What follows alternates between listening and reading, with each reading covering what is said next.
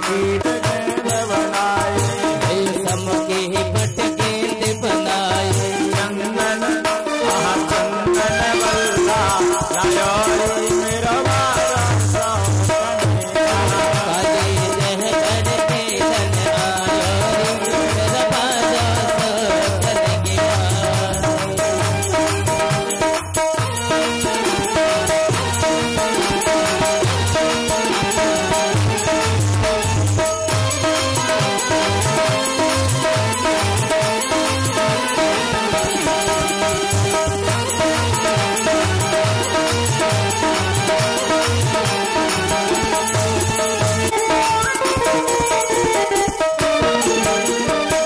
मारो तो गेंद गई राह में, मारो टोले गेंद बगित है, मारो तो गेंद गई राह में, मारो टोले गेंद बगित है, मारो तो गेंद गई राह में, मारो टोले गेंद बगित है, गेंद की संग गई आयो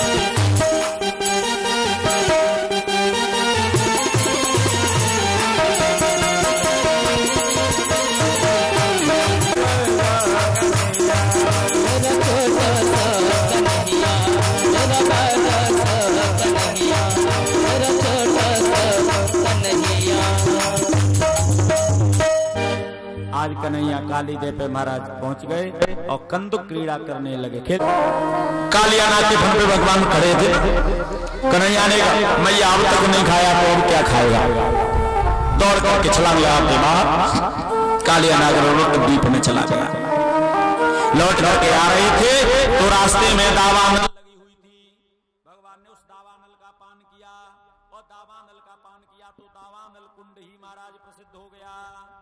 बोलिए कृष्णचंद्र भगवान की जय हो। यहाँ पर वेणु गीत का वर्णन है। भगवान वेणु वादन करते हैं, बड़ा सुंदर वेणु वादन, ऐसा वेणु वादन करते हैं कि सारे पशु पक्षी जीव जंतु सब हो जाते हैं।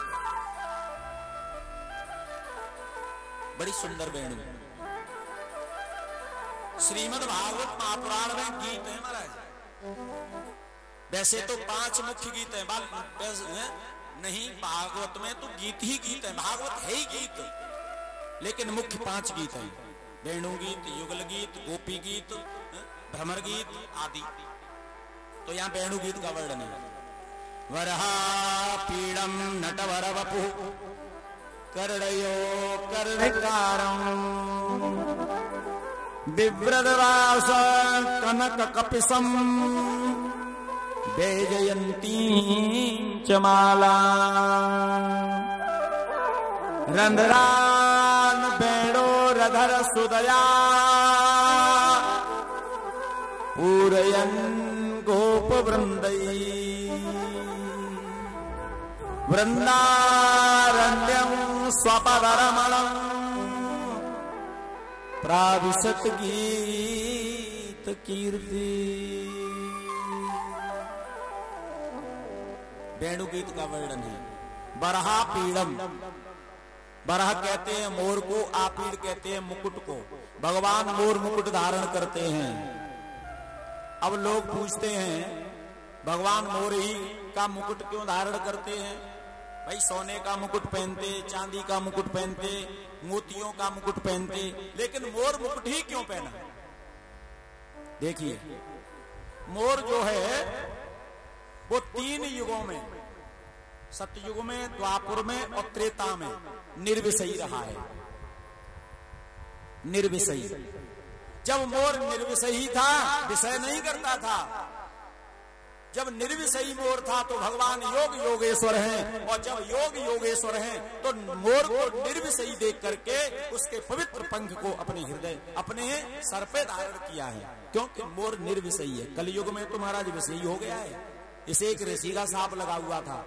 एक ऋषि तपस्या कर रहे थे, तो जब तपस्या कर रहे थे तो आकर के विघ्न कर रहा था। ये बार बार बाग लगा रहा था, बार बार, और बार बार बाग लगा रहा था तो उनका ध्यान भंग हो जाता था। जब जब ध्यान लगाने बैठे तब तक बाग बोलने लगे, और बोले सो ध्यान भंग हो जाए। क्रोध आ गया। मैं साफ देता हूं कि तू कलयुग में जाकर के विषयी हो जाएगा, जा, तू मुझे ध्यान नहीं लगाने दे रहा है। वही मोर को साप लगा हुआ है। लेकिन 3 युगों में ये निर्विषयी था, इसीलिए मोर का पंख भगवान ने धारण किया है। दूसरा भाव, जब रामावतार भगवान ने धारण किया तो दंडकारण्य में गए थे।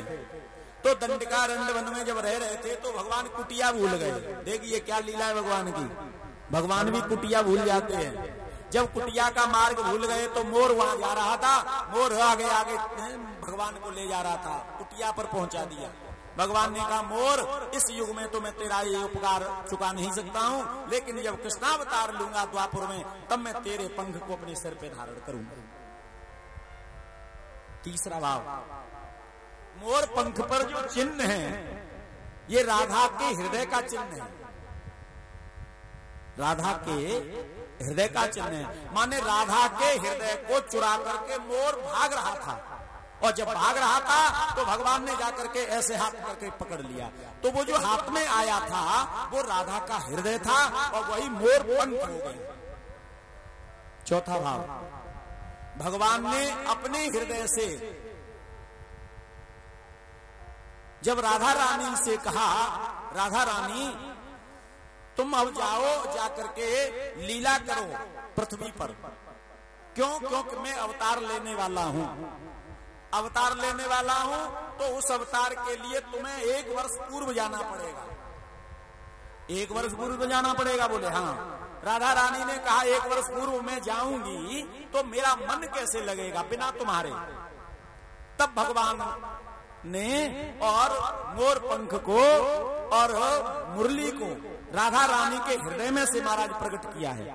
और राधा रानी के हृदय में से जब प्रकट किया तो वही महाराज मोर को साथ में दे दिया, और उस मोर के सहारे थे, उस बंसी के सहारे थे, और राधा रानी 1 वर्ष पूर्व आकर के रही हैं। इसीलिए भगवान को वो मोर पंख प्रिय है, क्योंकि राधा का हृदय है, माने राधा के हृदय में से निकला है, इसीलिए उन्होंने अपने सिर पे धारण किया है।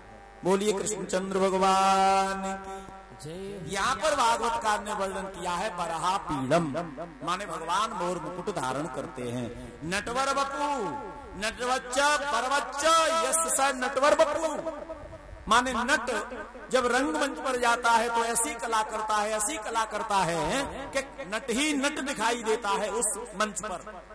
लेकिन हमारे भगवान चाहे मंच पर हो, चाहे महाराज धूल धूसरित हो रहे हो, चाहे गौचारण कर रहे हो, चाहे जंगल में हो, जहां भी कला खेलते हैं उस नट की कला को मात दे देते हैं, उस नट को भी मात देने वाले हैं। दूसरा है बर। बर कहते हैं दूल्हे को। एक दिन के लिए दूल्हा ऐसा सजाया जाता है, ऐसा सजाया जाता है कि पूरी बारात में दूल्हा ही दूल्हा नजर आता है। लेकिन हमारे भगवान श्री कृष्ण जो है, गोविंद जो है, बाल कृष्ण जो है, उस दूल्हे को मात देते हैं, हमेशा मात देते हैं। उस दूल्हे से भी ज्यादा सुंदर दिखाई देते हैं हर समय, चाहे वो कीचड़ में लथपथ हो, चाहे धूल धूसरित हो, चाहे फटी बगलबंदी पहने हो, चाहे कोई कपड़ा पहने नहीं हो, फिर भी उस दूल्हे को मात देने वाले हैं। कर्णयो कर्णकारम, कर्णयों में 2 वचन है और कर्णकारम में 1 वचन है, माने एक कन्नेर का फूल दोनों कानों को सुशोभित कर रहा है। अब एक फूल दोनों कानों को कैसे सुशोभित करेगा? तो कभी इस कान पे रख लेते हैं, कभी इस कान पे, माने दोनों कानों को एक ही कन्नेर के फूल से सुशोभित कर रहे हैं। बिभ्रतवासा कनक कपिसम वैजयंतीम च माला, भगवान का जो पीताम्बर है वो सोने को मात देने वाला कनक कपिसम, कनक कहते हैं सोने को और कपिसम माने मात देने वाला। वो दुपट्टा जो भगवान का पीताम्बर है वो सोने को मात दे रहा है। वैजंतीम च मालाम, गले में वैजंती माला भगवान धारण करते हैं। रंध्रान वेणुरधर सुदया पूरयन गोप वृंदई, भगवान उस मुरली के छिद्रों को अपने अधरामृत, अधरायामृतम इति अधरामृत माने ओठों से उन मुरली के चित्रों को परिपूर्ण कर रहे हैं, पवित्र कर रहे हैं। और वेणु वादन करते हुए महाराज वेणु बजाते हुए भगवान श्री धाम वृंदावन में प्रवेश करते हैं। स्वपद रमणम प्राप्य सत गीत कीर्ति, वृंदावन धाम में भगवान श्याम सुंदर वेणु वादन करते हुए और महाराज प्रवेश करते हैं। बोलिए कृष्णचंद्र भगवान की। बड़ा सुंदर महाराज यहाँ वेणु गीत का वर्णन है। सुखदेव जी महाराज कहते हैं, हेमंते प्रथमे मासी नंद प्रज कुमारिका चैर्विंसं भुंजानाम कात्यायन रचन व्रतम। हेमंत ऋतु के प्रथम महीने में ब्रज की कुमारी जो कन्या है, माने कार्तिक के महीने में ब्रज की कुमारी जो कन्या है वो कात्यायनी मैया की पूजा करने जाती है। जमुना के किनारे श्रीधाम वृंदावन में कात्यायनी मैया की पूजा करके हाथ जोड़ के वरदान मांगती हैं। कात्यायनी महामाये महायोगिन्यधीश्वरी नंद गोप सुतम देवी पतिम मे कुरुते नमः। हे कात्यायनी मैया, हम आपसे प्रार्थना करती हैं कि नंद का लाला जो कन्हैया है वो हमें पति रूप में प्राप्त हो जाए, हमें पत्नी रूप में स्वीकार कर ले, हम उन्हें पति बनाना चाहते हैं। हे कात्यायनी मैया, हमारे ऊपर कृपा करो। ये गोपियां बड़े भाव से पूजा करती हैं कात्यायनी मैया की, लेकिन एक गलती करती हैं। उस गलती को ही भगवान ने दूर किया है। क्या गलती करती हैं? ये गोपियां जाती हैं और जाकर के एक ही वस्त्र से स्नान करती हैं। महाराज उन्हें उतार के रख देती हैं पार पे और जमुना में स्नान करके फिर उन्हीं कपड़ों को पहन करके कात्यायनी मैया की पूजा करती हैं। ये बहुत बड़ा अपराध करती हैं।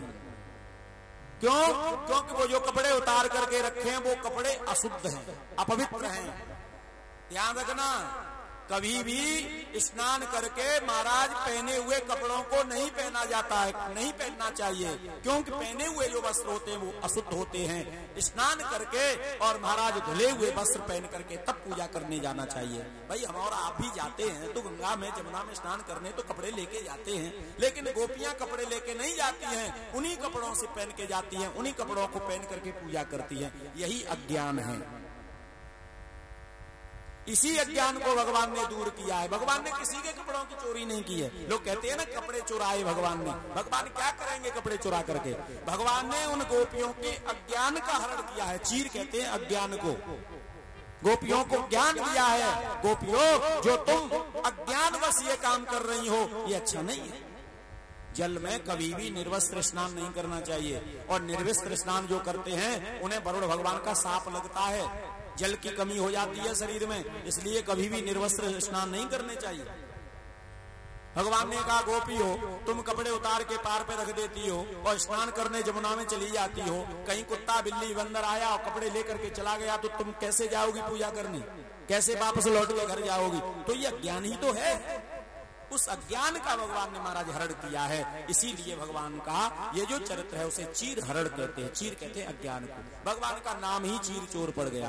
बोले चीर चोर भगवान की जय हो।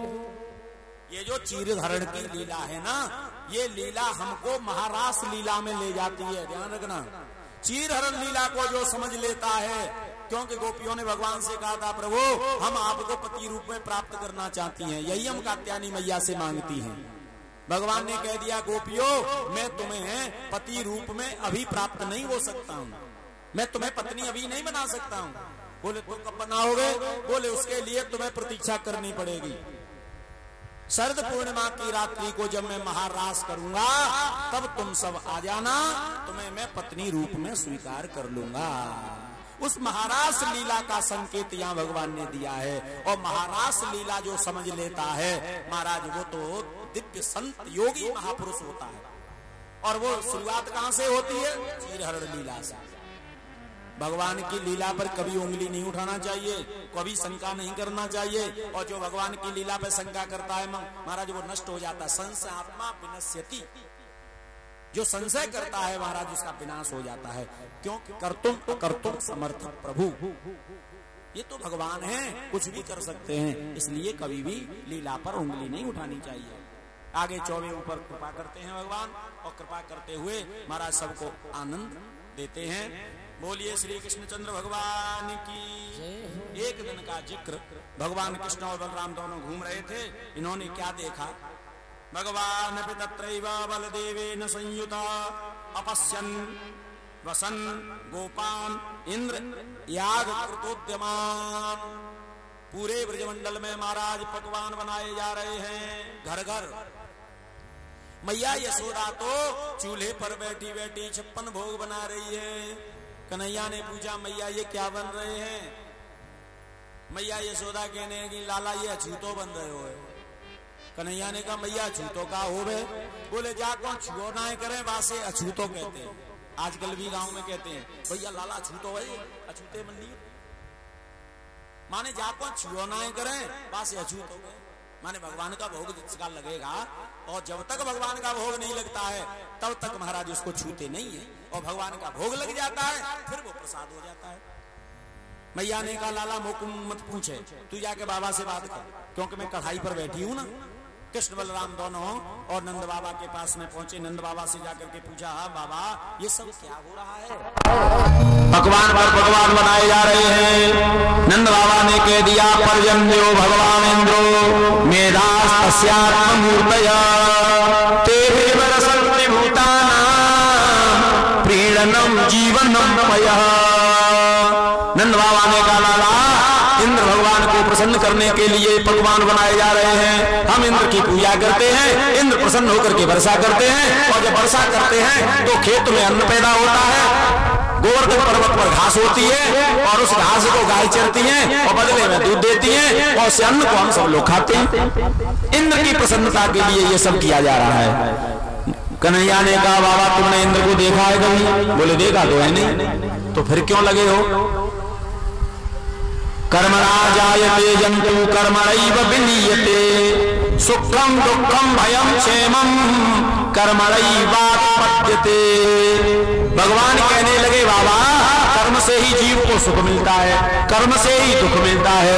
जब कर्म से ही सुख दुख मिलता है तो ये इंद्र कहां से बीच में आ गए? इसका मतलब यह है कि कर्म प्रधान है। कर्मण्येवाधिकारस्तु मां फलेषु कदाचन। कर्म में अधिकार रखिए, फल में महाराज भरोसा मत करिए। फल तो तुम्हें मिलेगा ही मिलेगा, क्योंकि भगवान श्री कृष्ण ने गीता में कहा है अवश्यमेव भोक्तव्यम कृतं कर्म शुभाशुभम। शुभ और अशुभ कर्म का फल तो तुम्हें मिलना ही मिलना है। और जब अवश्यमेव मिलना है तो फिर महाराज परेशान क्यों हो रहे हो? मानस में भी भगवान गोस्वामी तुलसीदास जी ने वर्णन किया है ना, कर्म प्रधान विश्व करेगा